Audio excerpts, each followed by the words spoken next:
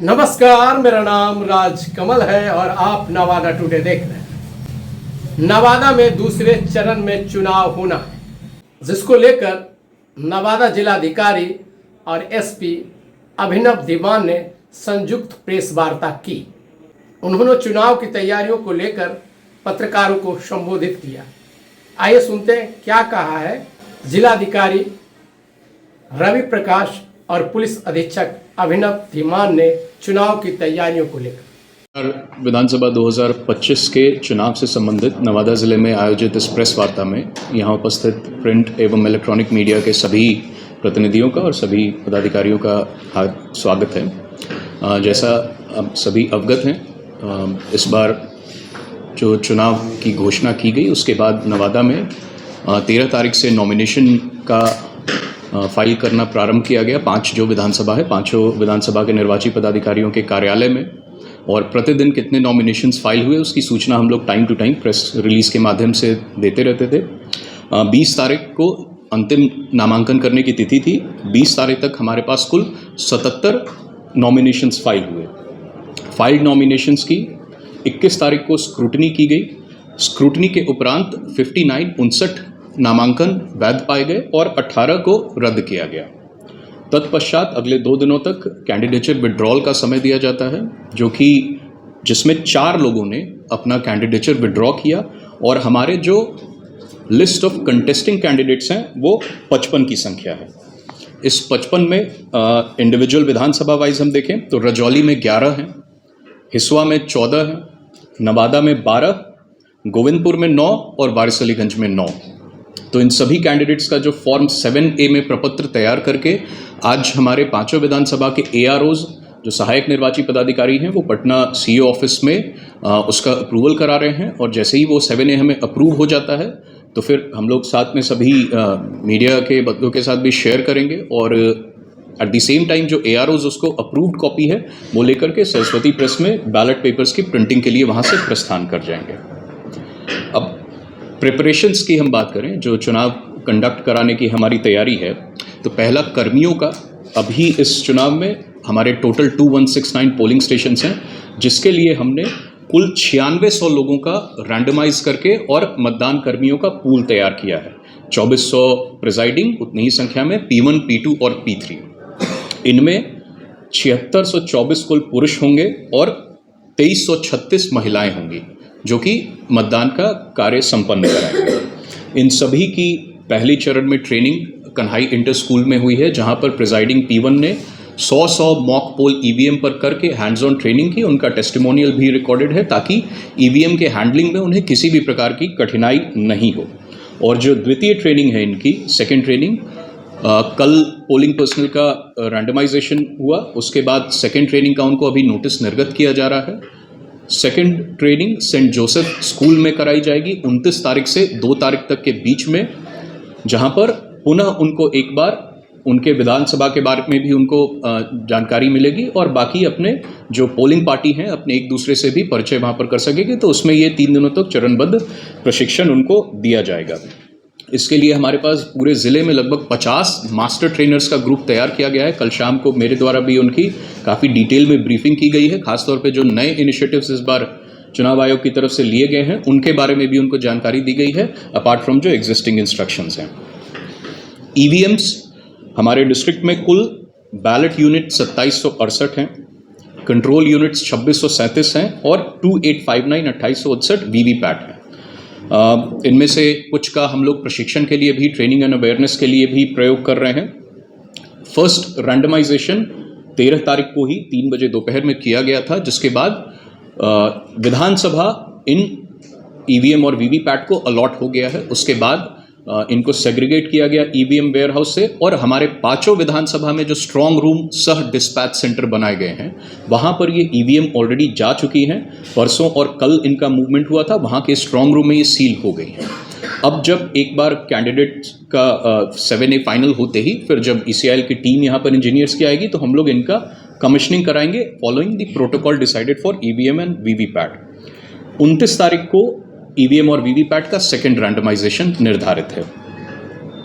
Polling stations पर assured minimum facility यानी मूलभूत सुविधाओं को उपलब्ध कराना हम सभी का दायित्व है। और इसके लिए आप लोगों ने देखा होगा कि विधानसभा वार हम लोग इसकी समीक्षा कर रहे हैं। रजौली हिस्सा में हुआ, आज नवादा है, फिर वारसलीगंज है और गोविंदपुर का अगले 1 से 2 दिनों में ये किया जाएगा। इसमें प्रमुख एजेंडा हम लोग सभी सेक्टर ऑफिसर्स से वहाँ पर उस पोलिंग स्टेशन पर रैंप की व्यवस्था है या नहीं, पेयजल की व्यवस्था है या नहीं, शौचालय की व्यवस्था है या नहीं, फर्नीचर पर्याप्त मात्रा में है या नहीं, मतदान समाप्ति तक अंधेरा हो जाएगा तो उसके लिए इलेक्ट्रिसिटी, वायरिंग, लाइट बोथ कमरे के अंदर भी, पोलिंग स्टेशन के अंदर, बाहर में।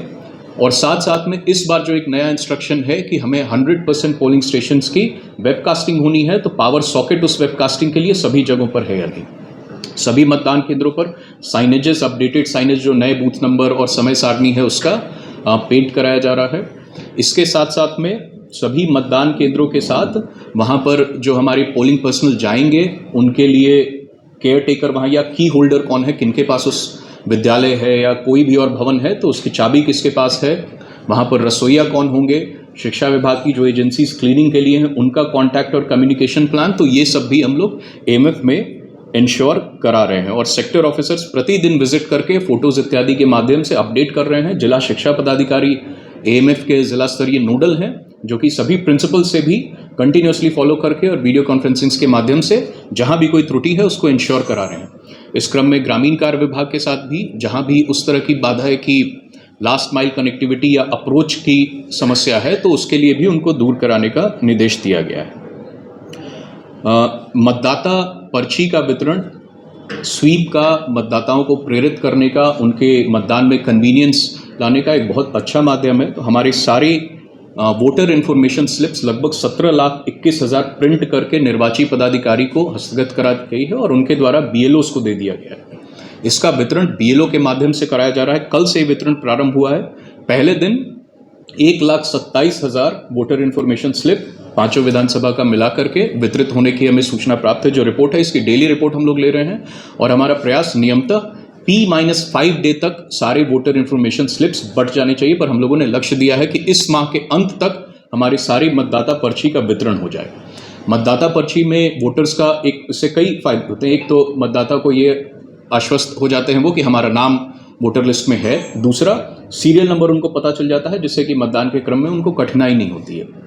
और इसके साथ साथ पुनः मैं आपके माध्यम से ये क्लैरिफाई करना चाहूँगा कि मतदाता पर्ची, वोटर इन्फॉर्मेशन स्लिप मैंडेटरी नहीं होता है वोट करने के लिए और सफिशिएंट भी नहीं होता है। मतलब आप सिर्फ वोटर इन्फॉर्मेशन स्लिप लेकर के आएंगे तो उसके साथ आपको एक आईडी जरूर लानी होगी, वो अपने आप में पर्याप्त नहीं है वोट देने के लिए। और अगर आप उसके बिना भी आते हैं तो भी आप वोट देने के लिए एंटाइटल्ड हैं, प्रोवाइडेड आपके पास एक आईडी हो और आपका नाम मतदाता सूची में दर्ज हो। इसके लिए सभी मतदान केंद्रों पर वोटर हेल्प डेस्क भी रहेगा जहां पर बीएलओ या एबीएलओ कोई बैठेंगे जिनके पास अल्फाबेटिकल लिस्ट होगी मतदाताओं की उस पोलिंग स्टेशन की। तो अल्फाबेटिकल लिस्ट में नाम ढूंढना कंपैरेटिवली आसान होता है ताकि मतदाता जिनके पास पर्ची किसी कारण से नहीं हो या फिर जो पर्ची लाना भूल गए हैं वो उसमें देखकर अपना क्रम संख्या पता लगा सकते हैं और सीधे जाकर के वोट दे सकते हैं। तो वोटर इन्फॉर्मेशन स्लिप्स का भी कंटिन्यूसली डिस्ट्रीब्यूशन जारी है और इसकी मॉनिटरिंग भी सभी सेक्टर ऑफिसर्स और बाकी सभी एआरओज अपने अपने माध्यम से करा रहे हैं। वेबकास्टिंग का जैसा मैंने बताया इस बार 100% पोलिंग स्टेशंस पर एक नया इनिशिएटिव है, वेबकास्टिंग होगी। प्रत्येक मतदान केंद्र पर 2 कैमरास लगाए जाएंगे। उसके लिए जो एजेंसी है तय की गई है विभाग से वो ऑलरेडी ज़िले में आ चुकी है। ये एजेंसी अभी रिक्रूटमेंट का कार्य ऑलमोस्ट उनका कंप्लीट हो चुका है। हर एक सेक्टर लेवल पर इनका एक टेक्निकल पर्सन होगा, हर एक एआरओ यानी ब्लॉक लेवल पर होगा, आरओ लेवल पर होगा और डिस्ट्रिक्ट लेवल पर होगा। प्रत्येक मतदान केंद्र में 2 कैमरे लगेंगे, एक कक्ष के अंदर और एक कक्ष के बाहर। और मुख्यतः चुनाव से संबंधित सभी प्रमुख गतिविधियां, जैसे मतदाता आ रहे हैं उनका नाम सीरियल नंबर से चेक किया जा रहा है, वोटर लिस्ट में 17A भराया जा रहा है, आईडी उसमें नोट की जा रही है, उनको उंगली पर इंडेलिबल इंक लग रहा है, स्याही लगाई जा रही है। उसके बाद उनको पर्ची इशू हो रही है, टोकन जो इशू होता है उससे जाकर के वो वोटिंग कंपार्टमेंट में जा रहे हैं। तो ये सारी गतिविधियां उस वेबकास्टिंग के कैमरे में कैप्चर होनी है। सभी सेक्टर ऑफिसर्स को हम लोगों ने इंस्ट्रक्शन दिया है कि उसकी लाइव टेलीकास्टिंग, चूंकि ब्रॉडकास्टिंग होगी, आरओ के पास एक कंट्रोल रूम होगा और यहाँ जिला स्तर पर होगा। उसके बाद फिर मुख्य निर्वाचन पदाधिकारी और ईसीआई तक उसकी वेबकास्टिंग कंटिन्यूसली की जानी है। तो वो लोग सभी मतदान केंद्रों पर नेटवर्क बैंडविड्थ की अवेलेबिलिटी भी व्हाट्सएप कॉल इत्यादि के माध्यम से चेक कर ले रहे हैं कि कहीं भी अगर कोई इशू हो तो दूसरा नेटवर्क हम लोग यूज़ कर सकें या नेटवर्क एजेंसी से बात करके वहाँ पर हम लोग स्पीड बूस्टर इत्यादि लगा सकें। और ये सभी कैमरास जो हैं वहाँ पर उनमें 3-4 घंटे का बैटरी बैकअप भी रहेगा, वो पावर बैंक भी उसमें रहता है और एक एलईडी लाइट भी रहती है ताकि अंधेरे में भी वो कैप्चर कर सकें कुछ डिस्टेंस तक का, और अगर बिजली चली जाती है तब भी वो फंक्शन करेंगे 3 घंटे तक लगातार। मतदान का जो समय है तो हमारे 3 विधानसभा हैं, नवादा, हिसुआ और वारिसलीगंज, इनमें सुबह के 7 से शाम के 6 बजे तक होगा। रजौली और गोविंदपुर का जैसा प्रेस नोट में आपने देखा था उसका समय पूर्व की भांति 4 बजे तक निर्धारित किया गया था, परंतु इस पर पुनः उच्च स्तरीय समीक्षा हुई आयोग के स्तर पर और यह निर्णय लिया गया कि हम इसे एक बार पुनः प्रस्ताव मांग करके और इसको 1 घंटे तक और विस्तारित करें। तो अभी हम दोनों के संयुक्त प्रतिवेदन से संध्या 5 बजे तक चुनाव कराने का प्रस्ताव भेजा गया है। जो हमें जानकारी है इसे 1-2 दिनों में एक्सेप्ट करके पुनः एक रिवाइज नोटिफिकेशन निर्गत हो जाएगा। तो एज ऑन पेपर हमारी मतदान टाइमिंग अभी 4 बजे तक है, but based on communication received ये 5 बजे तक विस्तारित किए जाने की सूचना है।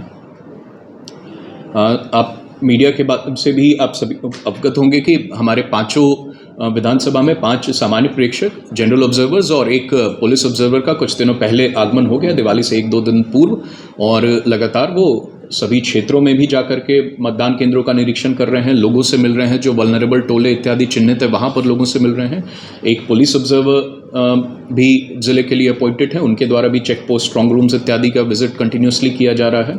और एक एक्सपेंडिचर ऑब्जर्वर हैं जिनके द्वारा फ्लाइंग स्क्वाड, एसएसटीज और कैंडिडेट्स के बाकी व्यय से संबंधित बातों की का कंटिन्यूसली निरीक्षण किया जा रहा है। पोस्टल बैलेट्स 3 मुख्य कैटेगरीज के लिए अनुमान्य होते हैं। पहला हमारे सर्विस वोटर्स के लिए जो ETPPS होता है, इलेक्ट्रॉनिकली ट्रांसमिटेड पोस्टल बैलेट।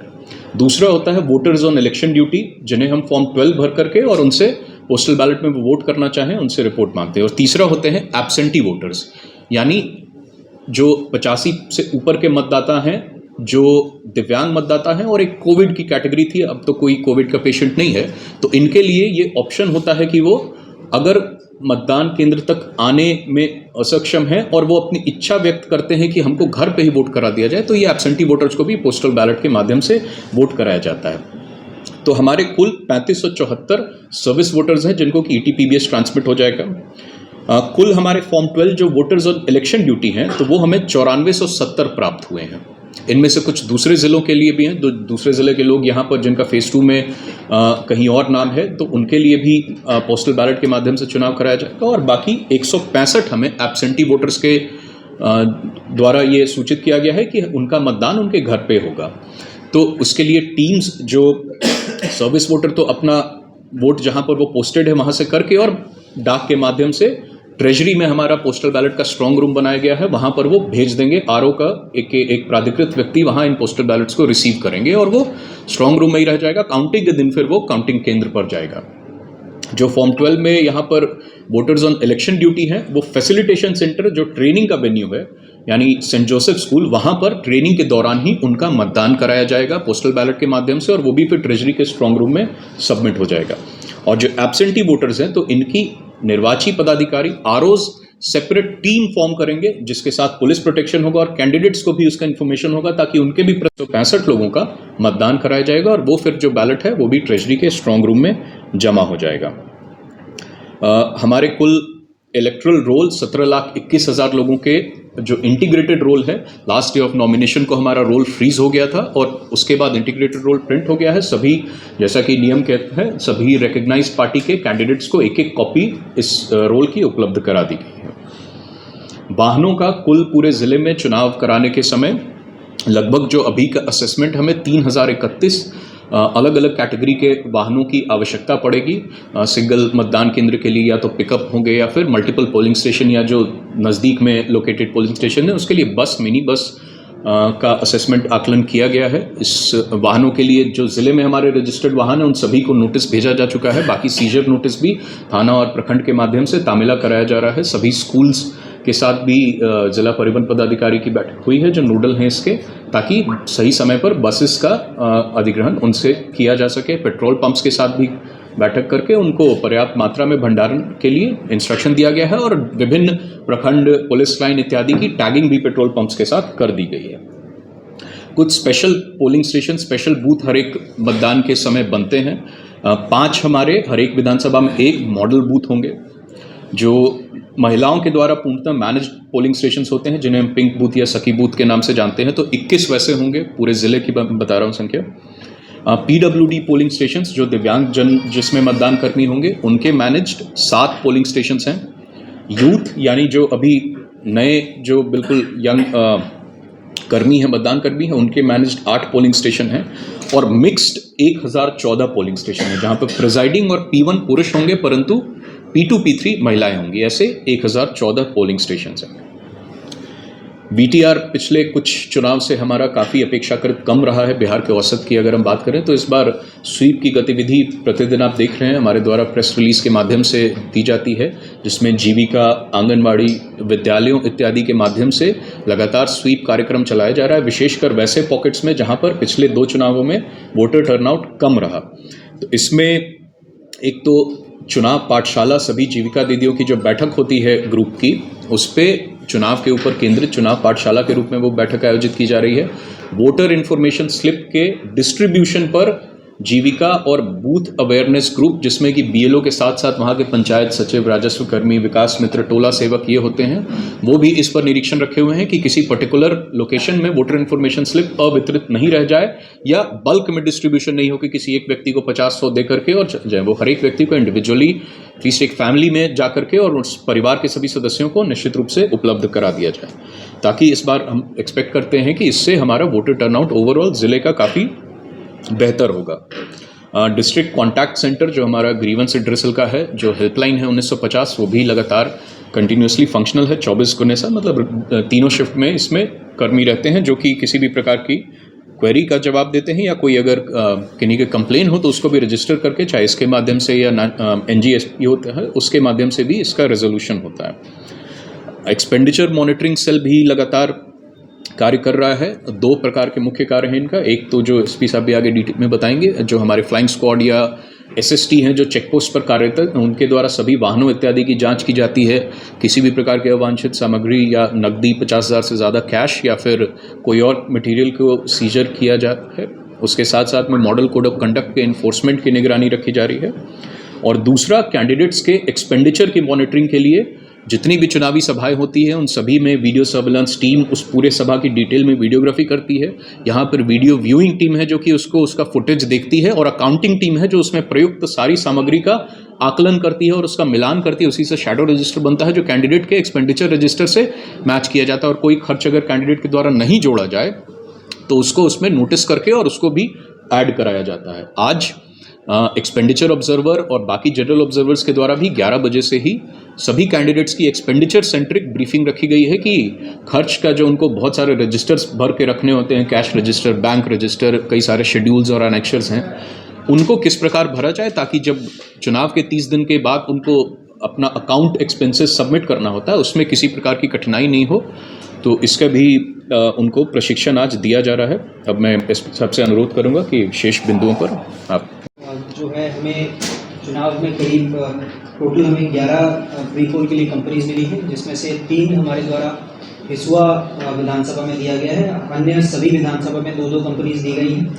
इनके द्वारा जो अभी तक उपलब्धि रही है उसके बारे में आपको बताना चाहेंगे, जिसमें कुल अभी तक 11 इलीगल आर्म्स हमारे द्वारा रिकवर किए गए हैं, 10 जिंदा कारतूस, साथ में जो कैश है टोटल 4,91,000 टोटल रिकवर किया गया है। और जो लगातार रेड छापेमारी की जा रही है उसके आलोक में अभी तक करीब 7,000 शराब जो है वो रिकवर की गई और साथ साथ 31 वाहनों को भी जब्त किया गया है। CAPF की ये जो कंपनीज हैं इनका एक रोस्टर बना के इनके द्वारा एरिया डोमिनेशन एक्सरसाइजेस, साथ में जो है वो फ्लैग मार्चेस, साथ में रेड छापेमारी की मदद से की जा रही है। जो अभी तक निर्दात्मक कार्रवाई हमारे द्वारा की गई है उसके तहत 126 BNSS में टोटल 11,200 लोगों को चिन्हित किया गया है। इनके विरुद्ध 126 BNSS प्रस्ताव जो है संबंधित SDO कोर्ट में सबमिट किया गया है। इसके आलोक में 5,500 लोगों के विरुद्ध बाउंड डाउन भी की कार्रवाई भी की गई है। इसके अतिरिक्त जो है वो करीब टोटल 273 लोगों के विरुद्ध CCA 3 की कार्रवाई, जो कि जिला बदर व थाना बदर की कार्रवाई है, वो की गई है, जिसमें DM साहब द्वारा इसमें आदेश भी पारित कर दिया गया है।